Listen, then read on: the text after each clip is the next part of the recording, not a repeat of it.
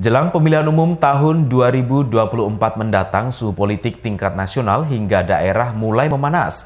Tidak terkecuali suhu politik di Kabupaten Probolinggo. Banner bakal calon bupati mulai bertebaran menjadi bunga pinggir jalan. Bahkan, Partai Kebangkitan Bangsa dan Golkar jauh-jauh hari sudah mempersiapkan koalisi pilkada mendatang. Jelang pemilu ditambah pasca ditangkapnya Bupati Probolinggo Puput Tantriana Sari dan suaminya Hasan Aminuddin pada tahun 2021 lalu, suhu politik di Kabupaten Probolinggo semakin memanas. Sejumlah partai politik mulai berani menunjukkan kadernya yang bakal maju pada pilkada tahun 2024 mendatang. Banner bergambar tokoh politik mulai bertebaran di sepanjang jalur Pantura Probolinggo. Bahkan sampai ada gambar tokoh politik sebagai calon Bupati Probolinggo.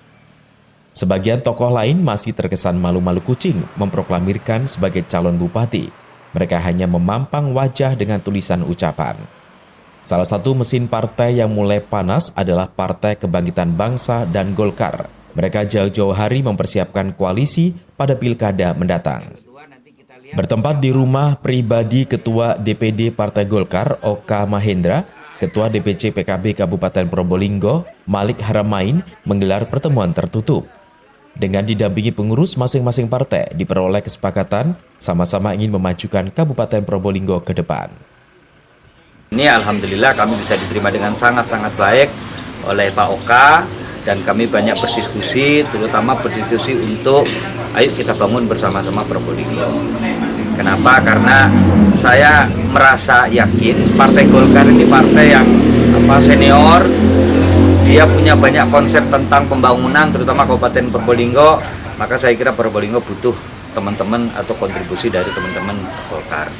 Kami yakin bahwa membangun Probolinggo itu nggak bisa sendirian, nggak bisa satu partai, butuh sekian banyak partai untuk sekali lagi melakukan sesuatu yang besar di Probolinggo.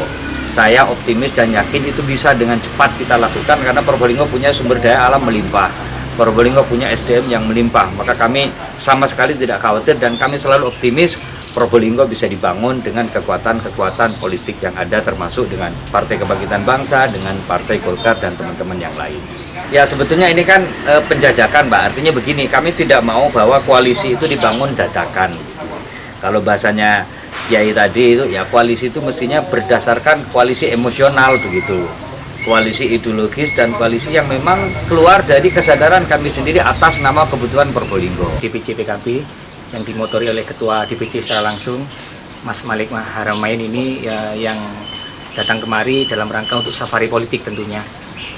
Kita bicara ke depan, Probolinggo ke depan seperti apa, kita tadi sudah bicara panjang lebar, sekalipun kita di antara kita bersama, Golkar dan PKB masing-masing ini sebenarnya juga di atas ada koalisi masing-masing.